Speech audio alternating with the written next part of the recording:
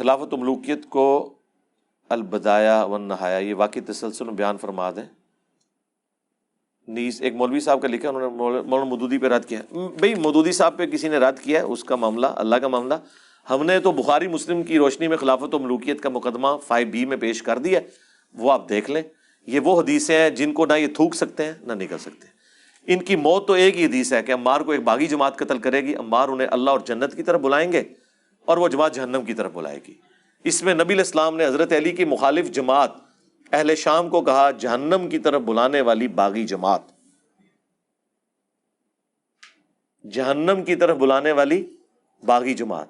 اس سے بڑی تو کوئی حدیث نہیں نہ ہو سکتی. 2812 بخاری کی، اور بخاری میں 447 اور مسلم میں 7320 سے لے کے 7324 تک. اس کے بعد کس چیز کی گنجائش رہ گئی ہے؟ یہ تو نبی علیہ السلام کا فرمان ہے.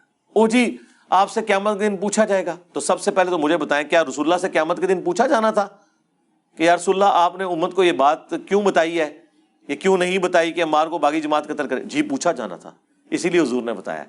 ترمذی ابو داؤد کی حدیث ہے جسے حق بات معلوم تھی اور اس سے پوچھی گئی، اس کے باوجود اس نے چھپا لی، تو قیامت کے دن آگ کی لگام اس کے منہ پر ڈالی جائے گی. اور اس سے بڑھ کر سورۃ البقرہ میں ہے کہ جو اللہ تعالیٰ کی طرف سے آئی ہوئی خبروں کو چھپا لیتے ہیں ان پہ اللہ کی لعنت، تمام فرشتوں کی لعنت اور تمام لعنت کرنے والوں کی لعنت، یہاں تک کہ وہ توبہ کر لیں اور وہ حق بات جو چھپائی تھی لوگوں کو بیان کر دیں، پھر اللہ تعالیٰ انہیں معاف کرے گا.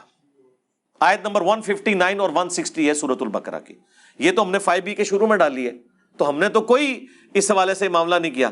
تو اگلے دن لائیو سٹوری میں ہمارے شاہد بھائی سے کسی نے یہی بات کی نا کہ جی علی بھائی سے پوچھا جانا تھا، تو شاہد بھائی نے فی البدی ایک جملہ بولا. انہوں نے کہا کہ امام بخاری سے یہ پوچھا جانا تھا کہ تم نے حدیث عمار لکھی ہے یا نہیں لکھی، اسی لیے انہوں نے لکھی ہے نا.